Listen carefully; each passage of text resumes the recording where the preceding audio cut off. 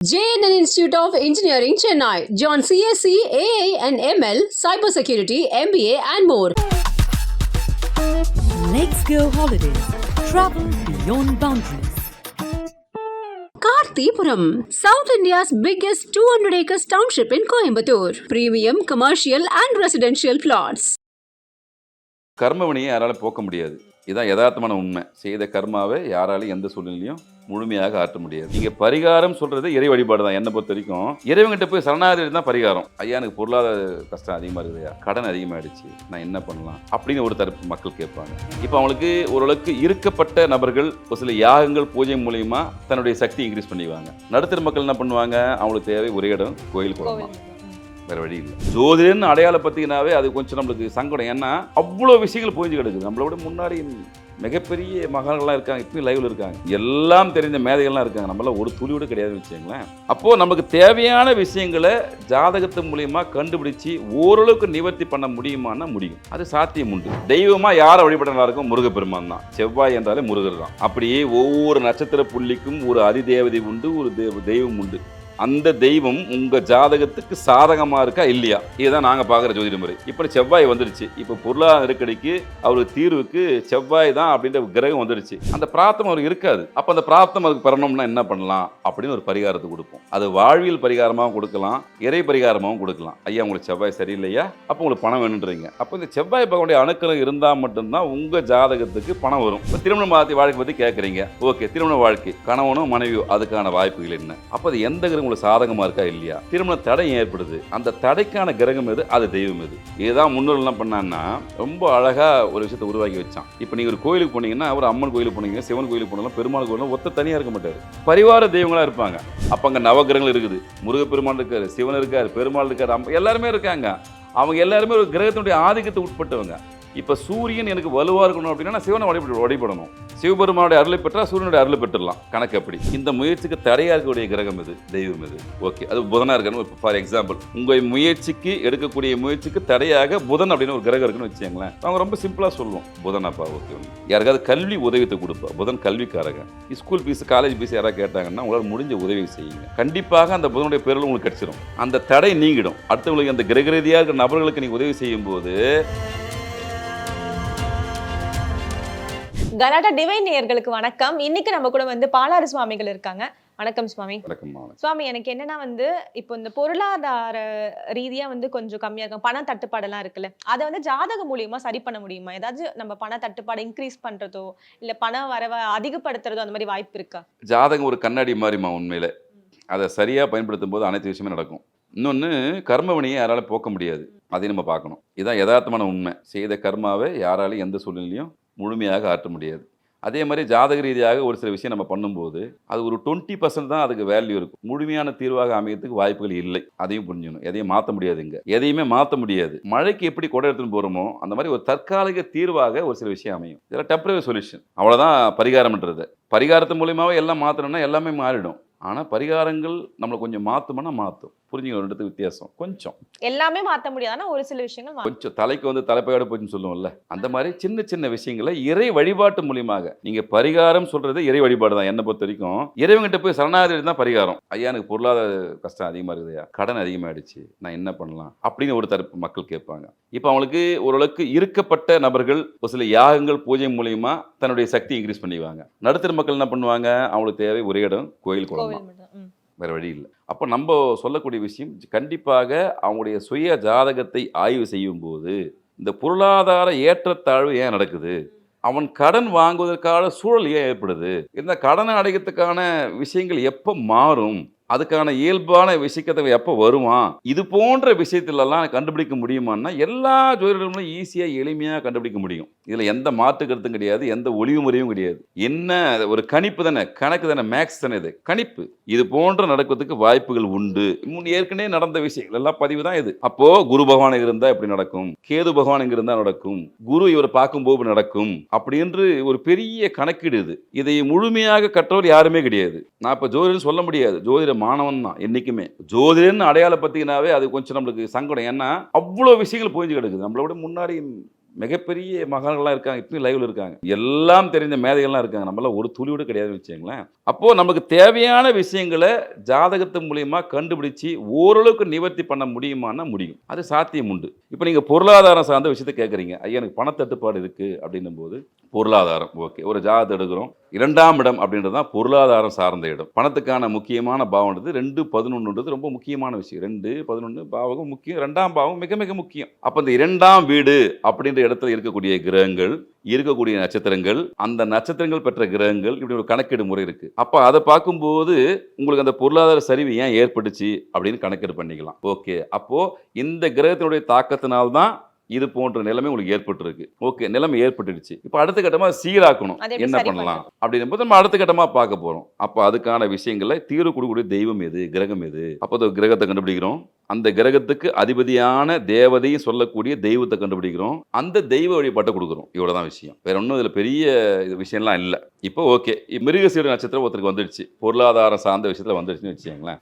அப்போ நட்சத்திரம் அடிப்படையில் தான் நம்ம இல்லை, அது நீங்கள் வந்து ஜாதகத்துக்கு உள்ளே போகும்போது ஒவ்வொரு கிரகமும் ஒரு நட்சத்திரம் நிற்கும். இப்போ நட்சத்திர கால்னு சொல்ல, இப்போ இது இருக்கை, இந்த இருக்கைக்கு கால் இருக்குல்ல, இப்போ இந்த இருக்கையில் உட்கார நான் கிரகம், ஆனால் என்னை சுமந்து 4 பேர் இருக்காங்கல்ல, அது போன்று ஒவ்வொரு கிரகத்தையும் நட்சத்திரங்கள் தாங்கி பிடிக்கும். இதுக்கு நட்சத்திர சாரம் சொல்லுவோம் ஜாதகத்துல. அப்போ வெளிப்படையாக ஒரு கிரகம் இருந்தாலும் உள்ளுக்குள்ள ஒரு நட்சத்திரம் அது இயக்கும். அப்ப அந்த உள்ளுக்குள்ள அந்த தட்டுப்பாடை நீக்கக்கூடிய நட்சத்திரம் எதுன்னு பார்ப்போம், அதுக்கான கிரகம் எதுன்னு பார்ப்போம், அந்த கிரகத்துக்கான தெய்வம் எதுன்னு பார்ப்போம். இவ்வளவுதான் லாஜிக்கா. இப்ப நான் சொன்ன மாதிரி மிருகசீர நட்சத்திரம் வந்துடுச்சு. அப்போ இந்த மிருகசீரத்துக்கான நட்சத்திரத்துக்கான கிரகம் எது அப்படின்னா செவ்வாய். அப்போ நவகத்தில் இருக்கிற செவ்வாய் தெய்வமா யாரை வழிபடலாம் இருக்கும், முருகப்பெருமான் தான். செவ்வாய் என்றாலே முருகர் தான். அப்படியே ஒவ்வொரு நட்சத்திர புள்ளிக்கும் ஒரு அதிதேவதை உண்டு, ஒரு தெய்வம் உண்டு. அந்த தெய்வம் உங்க ஜாதகத்துக்கு சாதகமா இருக்கா இல்லையா, இதுதான் நாங்க பாக்குற ஜோதிட முறை. இப்ப செவ்வாய் வந்துருச்சு, இப்ப பொருளாதார நெருக்கடிக்கு அவருக்கு தீர்வுக்கு செவ்வாய் தான் அப்படின்ற கிரகம் வந்துருச்சு. ஏன் ஜாதகத்தை பாக்குறேன், அந்த செவ்வாய் என்ற கிரகம் என்னுடைய ஜாதகத்துக்கு நல்ல அனுகிரகமா இருக்கா இல்லையா. அப்போ அனுகிரகமாக இருந்தால் நான் அவருடைய பொருட்களை பயன்படுத்த வேண்டும், அனுகிரகம் இல்லை என்றால் அந்த பொருட்களை தானமாக கொடுக்க வேண்டும். இதான் லாஜிக். இப்போ எனக்கு செவ்வாய் முருகப்பெருமான் நன்றாக இருந்தால் அவருக்கான உணவு முறைன்னு எடுத்துக்கணும், தோரம்பருப்பு அதிகமாக சாப்பிடணும், கந்த சஷ்டி கவசத்தை படிக்கணும், 6 படை வீர முருகனை கொடுக்கணும், அந்த பலத்தை நான் இன்க்ரீஸ் பண்ணிக்கிறேன். ஆனால் எனக்கு செவ்வாய் கிரகம் பலம் இழந்துச்சு என் ஜாதகத்தில். அப்போ செவ்வாய் பலம் இழந்தால் என்ன நடக்கும், வீடு மனை யோகம், இந்த வீடு உட்கார இடத்துக்கு எல்லாமே அதிபதி தான் முருகப்பெருமான் தான், செவ்வாய் தான். அப்போ ஒரு ஜாதகத்தில் செவ்வாய் பகவான் சரியில்லை அப்படின்னா இந்த மனை சார்ந்த விஷயத்தில் ஒரு சிக்கல் ஏற்படும். ஒரு புது வீடு வாங்க முடியாது, அந்த பிரார்த்தம் அவருக்கு இருக்காது. அப்போ அந்த பிரார்த்தம் அவருக்கு பெறணும்னா என்ன பண்ணலாம் அப்படின்னு ஒரு பரிகாரத்தை கொடுப்போம். அது வாழ்வியல் பரிகாரமாகவும் கொடுக்கலாம், இறை பரிகாரமாகவும் கொடுக்கலாம். ஐயா உங்களுக்கு செவ்வாய் சரியில்லையா, அப்போ உங்களுக்கு பணம் வேணுன்றீங்க, அப்போ இந்த செவ்வாய் பகவானுடைய அணுக்கரம் இருந்தால் மட்டும்தான் உங்கள் ஜாதகத்துக்கு பணம் வரும். அப்போ நாங்கள் என்ன பண்ணுவோம், ரொம்ப எளிமையாக சொல்லுவோம், ஐயா செவ்வாய்னா ரத்தம் ஐயா, நீங்கள் போய் ரத்த தானம் கொடுங்க 6 மாதம் ஒரு முறை, உங்களுக்கு ஓரளவுக்கு ஃப்ளெக்சிபிளாக இருக்கும். செவ்வாய்னா யூனிஃபார்ம் சர்வீஸ், செவ்வாய்னா மருத்துவர், யூனிஃபார்ம் போட்ட சர்வீஸ் எல்லாமே சீருடை பணிகள் எல்லாமே செவ்வாயுடைய ஆதிக்கம் பெற்றவங்க. டிஃபென்ஸு இவங்க எல்லாமே செவ்வாயுடைய ஆதிக்கம் பெற்றவங்க. அப்போ அந்த மாதிரி யூனிஃபார்ம் சர்வீஸில் யாராவது நபர்கள் உங்களுக்கு தெரிஞ்சவங்க தான் அவங்களுக்கு ஹெல்ப் பண்ணுங்க ஐயா, உதவி செய்யுங்க. அப்போ நீங்கள் அவங்களுக்கு கொடுக்குற உதவினால இங்கே இருக்கிற செவ்வாய் பகவான் உங்களுக்கு கெடுபலனை கொடுக்காம நன்மை கொடுப்பார். இவ்வளோ தான் நாங்கள் சொல்கிற வாழ்வியல் பரிகாரம். இதுக்காக பெரிய பூஜை பண்ணுங்க, யாகம் பண்ணுங்க, நாங்கள் எந்த சூழ்நிலையும் சொல்ல மாட்டோம். அந்த நட்சத்திரம் எது, அந்த கிரகம் எது, அதுக்கான தெய்வம் எது, இதை ஜாதகத்தின் மூலம் கண்டுபிடிக்கிறோம். இப்போ நீங்கள் இது பொருளாதாரத்துக்கு மட்டும் கிடையாது, நீங்கள் எந்த கேள்வி கேட்டாலும் அந்த கேள்விக்கான விடை ஜாதகத்தில் உண்டு. இப்போ திருமண வாழ்க்கை பற்றி கேட்குறீங்க, ஓகே, திருமண வாழ்க்கை கணவனோ மனைவியோ அதுக்கான வாய்ப்புகள் என்ன, அப்போ அது எந்த கிரகம் உங்களுக்கு சாதகமாக இருக்கா இல்லையா, திருமண தடை ஏற்படுது, அந்த தடைக்கான கிரகம் எது, அது தெய்வம் எது. இதுதான் முன்னோர்கள் என்ன பண்ணான்னா ரொம்ப அழகாக ஒரு விஷயத்தை உருவாக்கி வச்சான். இப்போ நீங்கள் ஒரு கோயிலுக்கு போனீங்கன்னா, ஒரு அம்மன் கோயிலுக்கு போனீங்கன்னா, சிவன் கோயிலுக்கு போனாலும் பெருமாள் கோயிலும் ஒத்த தனியாக இருக்க மாட்டார், பரிவார தெய்வங்களாக இருப்பாங்க. இதோட சூட்சம் இதுதான். இப்போ ஜாதகத்தில் எப்படி 12 வீடுகள் இருக்குதோ அப்படி ஒரு கோயிலுக்கு போனால் எல்லா தெய்வம் இருக்கும். நீங்கள் உள்ளே போனீங்கன்னா உங்களுக்கு உண்மையிலேயே நல்லதாக ஒரு கிரகம் இருந்துச்சு, அவருடைய தெய்வம் இருக்கும், அது உங்களுக்கு ஆக்டிவேஷன் ஆகி ப்ளஸ் கொடுத்துருமா. உங்களுக்கு மைனஸாக ஒரு கிரகம் இருக்கும்ல, இதை தெரிஞ்சோ தெரியாமல் நீங்கள் வணங்கும்போது அந்த மைனஸ் ப்ளஸ்ஸாக மாறிடுமா. அதனால தான் நம்ம மக்கள் என்ன பண்ணாங்க, அந்த காலத்தில் ஆலயம் தொழுவது சாலவும் என்று காலைல எழுந்த உடனே குளிச்சு முடிச்சுட்டு நேராக போய் சாமி கும்பிட்டு அதுக்கப்புறம் மற்ற வேலையை போய் பாருங்க.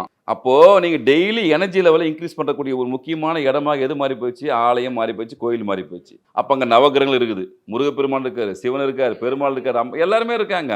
அவங்க எல்லாருமே ஒரு கிரகத்தினுடைய ஆதிக்கத்தை உட்பட்டவங்க.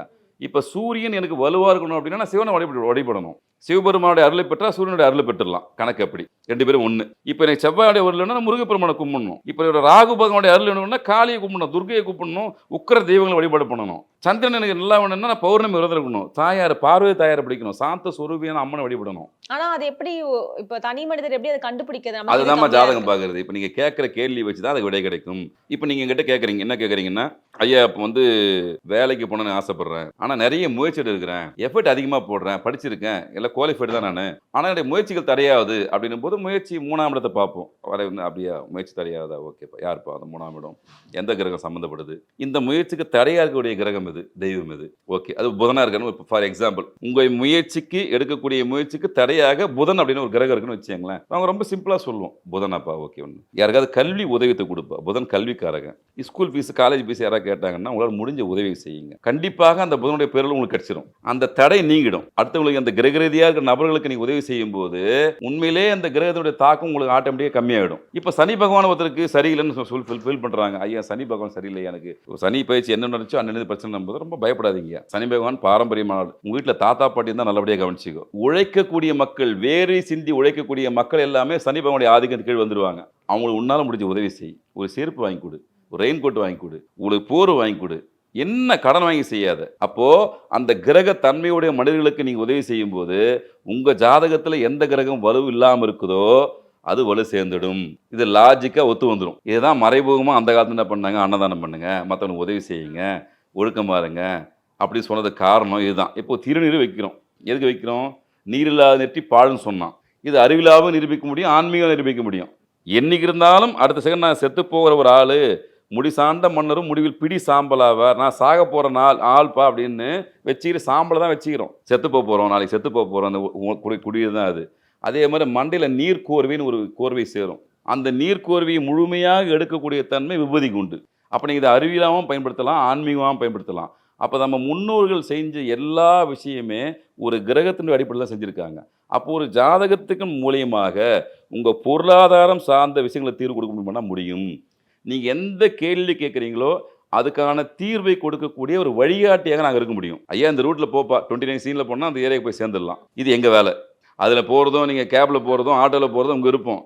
ஆனால் இந்த வழியாக போகும்போது இது போன்ற நிகழ்வுகள் நடக்கிறதுக்கு வாய்ப்பு உள்ளது அப்படின்னு சொல்லக்கூடிய நபர்கள், வழிகாட்டிய நபர்கள் தான் ஜோதிடர்கள். நாங்கள் ஒன்றும் தெய்வமோ சித்தர்களோ மகான்களோ முடிவுகளோ உங்களை மாதிரி சராசரி மக்கள் தான். ஆனால் ஒரு கணக்கீடை நீங்கள் கேட்கும்போது ஒரு அளவீடாக குறித்து கொடுத்து அனுப்புகிறோம். அப்போ இந்த மாதிரி சின்ன சின்ன டிப்ஸு, எனக்கு தேவையான விஷயங்கள் எது வேணும்னு சொல்லிட்டு நீங்கள் தான் ஜோசியர்கிட்ட கேட்கணும். ஐயா எனக்கு கல்விக்கு முக்கியத்துவம் வேணும், வேலைக்கு முக்கியத்துவம் வேணும், பொருளாதாரம் வேணும், நிரந்தர வருவாய் வேணும், நான் ஒரு பிஸ்னஸ் பண்ண போகிறேன், என்ன பிஸ்னஸ் பண்ணால் நல்லா இருக்குன்னு கேள்வியில் கேளுங்க. கேள்வி கேட்டால் தான் பதில் கிடைக்கும். அப்போது அதை தூண்டி விடக்கூடிய, அதை இன்க்ரீஸ் பண்ணக்கூடிய விஷயங்களை ஜாதகத்து மூலியமா கொடுக்க முடியுமான்னா தாராளமாக கொடுக்கலாம். ஃபார் எக்ஸாம்பிள் இப்போ சூரியன் ஒருத்தர் கெட்டு போச்சு. ஒரு ஆஃபீஸில் நான் ஒரு சிஇஓ உட்காரணும், 10 பேரை வேலை வாங்கியும் அப்படின்னா அதுக்கு சூரியன் அப்படின்ற கிரகம் அவர் வலுவாந்தால் தான் அவர் 10 பேரை வேலை வாங்க முடியும். அப்போ எனக்கு அந்த வலு வேணும்னு கேட்குறாரு. ரொம்ப சிம்பிளாக சொல்லுவோம், ஐயா சிவன் கோயிலுக்கும் எந்த கோயிலுக்கு போனாலும் விளக்கு ஏற்றுங்க. சூரியனா வெளிச்சம், ஏதாவது 4 கோயிலுக்கு பல்ப் வாங்கி கொடுங்க, வெளிச்சத்தை ஏற்படுத்திட்டு வாங்க, உங்கள் லைஃப்பில் வெளிச்சம் கிடைக்கும். சிம்பிளாக பண்ணுங்க, ரொம்ப காம்ப்ளிகேட் ஒரு பூஜை புனஸ்காரம் பண்ணாதீங்க. 4 பல்ப் வாங்கி கொடுத்து இறைவா உங்களுக்கு கொடுத்துருக்கேன் பார்த்துக்கங்கன்னு சொல்லிட்டு கேட்டு வாங்க.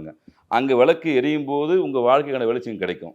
இதை நாங்கள் வாழ்வியல் பரிகாரமாக சொல்கிறோம். வாழக்கூடிய மக்களுக்கு நம்ம சுற்றி இருக்கிற மக்களும் ஒவ்வொருத்தரும் ஒரு கிரகத்தை சார்ந்தவர் தான். அப்போ நாங்கள் அப்படி பார்ப்போம். அப்படியாப்பா ஓகே, நீங்கள் அப்பா நல்லபடியாக பார்த்துக்கிறியாப்பா, பிரச்சனை இல்லை. அப்போ சூரியன் உங்களுக்கு வலு வந்துடுவோம், பிரச்சனை வராது. அம்மா சந்திரன், அம்மானா சந்திரன், அம்மா நல்லபடியாக பார்த்து சந்திரனால் எந்த பிரச்சனையும் ஜாதகத்தில் வரவே வராது. செவ்வாய் தான் சகோதரன். எனக்கு தம்பி ஒருத்தருக்கிறான், அண்ணன் ஒருத்தருக்கிறான், நான் அவனோட ரிலேஷன்ஷிப் நல்லா இருக்குன்னு சொன்னால் அவனுக்கு செவ்வாய் அவனுக்கு ஜாதகத்தை எந்த பாதிப்பு ஏற்படுத்த மாட்டார். ஏன்னா அவனுக்கு தேவையான உதவியெல்லாம் செய்யும்போது அந்த கிரகத்துடைய காரகத்துவ நபர் அவர், உங்களுக்கு எந்த கெடுதலும் வராது. இப்போ உனக்கு லாபம் வரணுமா, மேரேஜான மக்கள் சொல்லுவாமா, மாமியார் நல்லபடியாக இப்போ பார்த்துக்கோ, என்ன உங்கள் மாமியார் நல்லபடியாக பார்த்துக்கோ, உனக்கு லாபம் கிடைக்கும். நீ மாமியார்னு பார்க்காத, உனக்கு லாபம்னு நினைக்கிறீல்ல, அப்போ மாமியார் நல்லபடியாக பார்த்துக்கோ. இப்படி நம்மளை சுற்றியே எல்லா நவகிரகங்களும் நம்மகிட்ட இருக்குது. நீ எங்கே தேடி ஓடி அலைய வேண்டிய அவசியமே இல்லை. இப்போ முதலாளிக்கு நல்ல லாபம் கிடைக்கணும்னா அவனுடைய தொழிலாளியை நல்ல போய் பார்த்தா லாபம் ஆட்டோமேட்டிக் கிடைச்சிடும். அவள் வேர்வை சிந்தி அந்த வேர்வை உழைக்கிறதுக்கு முன்னாடி கேட்ட பணத்தை கொடுத்துட்டான்னா அவனுக்கு சூப்பரான மகாலட்சுமி தாண்டவ மாடும் அவங்ககிட்ட. இதான் தொழில் ரகசியம். அவனை மனசு நோகடிச்சு நீங்கள் 1000 சம்பாதிச்சாலும் கிரகங்கள் உங்களுக்கு விடவே விடாது, கர்மா விடவே விடாது. ஆனால் நீங்கள் ஜாதகம் பார்க்கும்போது அவசியம் ஒவ்வொரு ஜோதிடருடைய முன்னே உங்களுக்கு தேவையான விஷயத்தை கேட்டு பெறுங்க.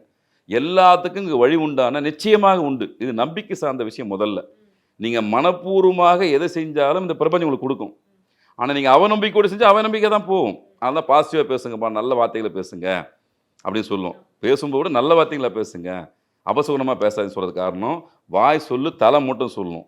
வாய்னா செவ்வாய், தலைன்னா மேஷம். நீங்கள் கரண்டி விட்டு ஆகிடும். நீங்கள் சொல்ல சொல்ல இந்த பதிவுகள்லாம் பக்கம் வலது பக்கம் மூலையில் போய் பதிவு ஆக்டிவேஷன் ஆகிடும். அதனால தான் யாரையும் திட்டாதீங்க, கடுமையாக பேசாதீங்க, கோவப்படாதீங்க அப்படின்னு சொல்கிறதுக்கு காரணம் அந்த கிரக ரீதியாக ஒரு சில தாக்கம் இருக்கும். ஒரு சில நபர்களுக்கு அந்த விஷயங்கள் இருக்கும்போது நான் அட்வைஸ் பண்ணிவிடும். ஐயா நீங்கள் யாரும் கடிஞ்சு பேசாதீங்க ஐயா, உங்கள் வார்த்தை பலிதமாகக்கூடிய அமைப்பு உங்கள் ஜாதகத்தில் இருக்குது. நீங்கள் சொன்னால் அது எக்ஸிக்யூட் பண்ணுற பவரை இறைவன் உங்களுக்கு கொடுத்துருக்குறான். அதில் யாரும் கடிஞ்சு பேசாதீங்க, அவங்களுக்கு பிளெஸ்ஸிங் கொடுங்க, நீங்கள் புண்ணியத்தை வாங்கிக்கோங்க, கர்மாவை சேர்த்துக்காதுன்னு சொல்லுவோம். இவை அனைத்துமே உங்கள் சுயதாதம்னு கண்டுபிடிக்க முடியுமானா முடியும். நீங்கள் கேட்டால் உங்களுக்கு கிடைக்கக்கூடிய விஷயங்களை வழிகாட்டியாக இருக்கக்கூடிய ஜோதிடர்கள் நாங்கள் செய்யறதுக்கு தயாராக இருக்கோம். நீங்கள் தான் கேள்வி கேட்கணும். கண்டிப்பாக வந்து எல்லாருமே வந்து கேட்டு தெரிஞ்சுப்பாங்கன்னு நினைக்கிறேன். உங்களோட நேரத்துக்கு ரொம்ப நன்றி. ரொம்ப நன்றி. JNN Institute of Engineering, Chennai. Join CSC, AA and ML, Cybersecurity, MBA and more. Let's go holiday. Travel beyond boundaries. Karthipuram, South India's biggest 200 acres township in Coimbatore. Premium commercial and residential plots.